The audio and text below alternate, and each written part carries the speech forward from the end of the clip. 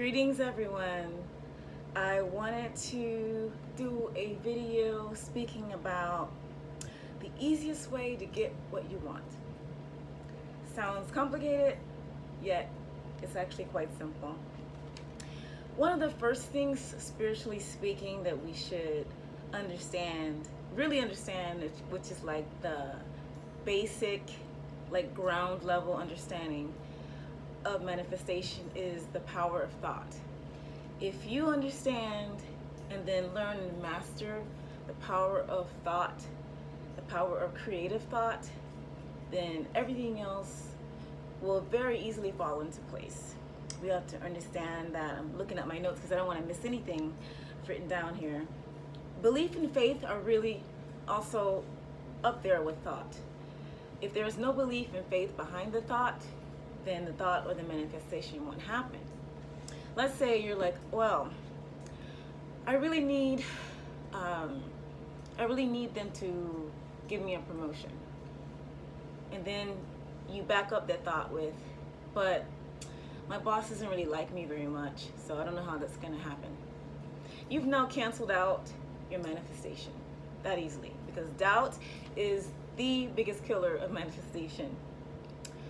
But if you were to keep this thought in your mind, release it into the universe, forget about it. That means forget about how it's going to happen, what circumstances could take place for this to occur, when this is going to be happening. Forget about all of that. Actually, forget about the small details.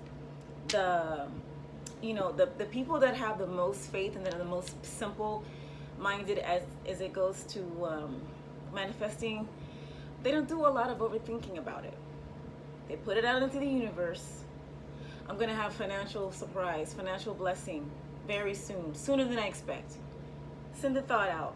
Don't worry about how, don't worry about when, because within the universe, every possibility, every probability is happening somewhere and will happen somewhere.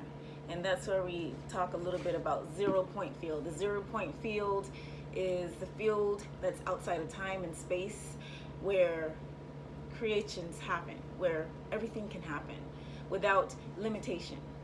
So we need to forget about the details, focus on the thought and the belief and the faith, because everything is in the mind and the mind is in everything. So the next thing, after we learn about thought and belief, then you can start to organize your thoughts. You can start to have some sort of control over your thoughts. And the more we have that control, the easier it is to focus on what we want. Some of you have heard not to focus on what you don't want, but to focus on what you want. That is the most important thing to keep in mind, is that. Because what the universe is doing is, the more you focus on something, the more it's going to bring itself to you. You're going to attract it more. You're sitting around thinking, oh my God, I'm so afraid of getting sick. I'm going to get this virus. I'm going to get this flu. I'm going to get whatever disease, ailment. And you're setting yourself up for it, and you're thinking about it, and you're picturing all these worst case scenarios, and you're operating solely on fear and completely zero belief. So what's going to happen? You're going to get sick. Right? You can take all the vaccines, all the stuff you want, but if you believe in your mind and you picture it and you're seeing it, you are drawing that to you. So we need to focus and organize our thoughts. So, once you can focus and organize your thoughts, you can begin to shift your perception of what your reality can become, right? So instead of operating from a mindset of lack or fear, we can then operate from a mindset of blessings and miracles and abundance and good things and positive things happening for you. The more you witness your manifestations happening, the more confidence you have in it, the more belief, the stronger your thought and belief, the more organized your thoughts become, the faster the manifestations occur. So that goes to cause and effect. So I want to talk about cause and effect. It's kind of not on the same exact topic as manifestation, but kind of is. So cause and effect is giving and receiving, what you put out as the collective. So we just spoke about thought processes as an individual. So now let's also consider thought process as a collective, right? In the collective, the more minds get together to send out a particular vibration or thought, such as love, peace, healing, forgiveness, strength, spirituality, openness, all of this. The more people are involved in a thought, the stronger that creation, that reality becomes in the 0-point field. So we literally, if everyone on this planet were to join together in one gigantic thought process and send it out, it would happen. But why isn't that happening? Why isn't there world peace right now? Because it's so simple, right? But because of doubt and fear.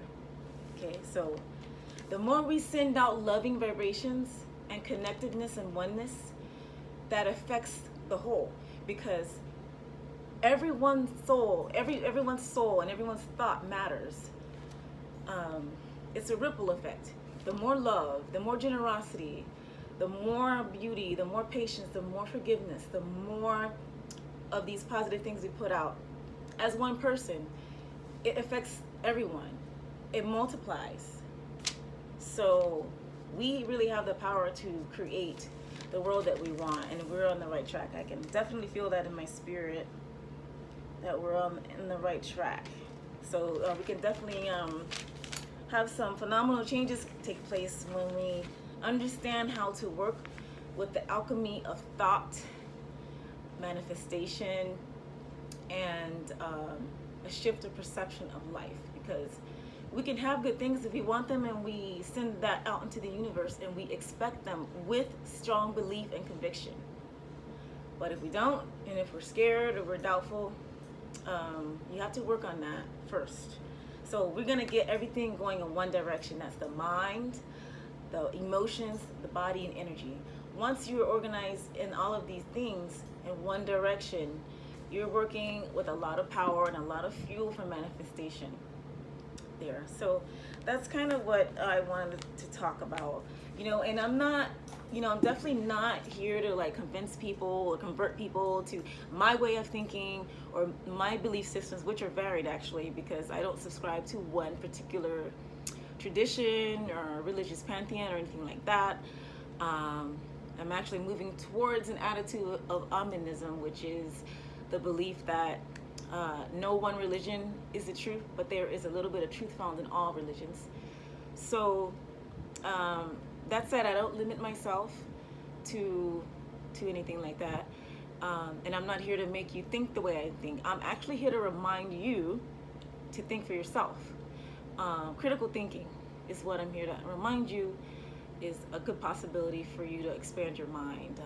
Once you exercise critical thinking and you think for yourself and research things for yourself, you begin to find your own path. You create your own path for healing, your own path for your beliefs, all of that. So I'm not here to make you be me, a version of me. No, I want you to think for yourself. I grew up in the church, in a Pentecostal Christian church, in which my beliefs or my thoughts were basically fed to me. Here, this is the truth, this is what you got to believe, and that's it. But that didn't fit with me, and I went on in life as an adult to study various religions, various belief systems. Was initiated in a few myself. I'm an initiated Wiccan priestess as of the early 90s, and I'm also initiated in the Ifa Yoruba religion. So I'm also very strongly connected to indigenous spirituality. I take what I want from each and I apply it. That's it. So just think for yourself and think about the power of your thought, because the power of thought is very strong. And with that, I'm going to wish you a blessed day, love, light, and bliss, and all good things.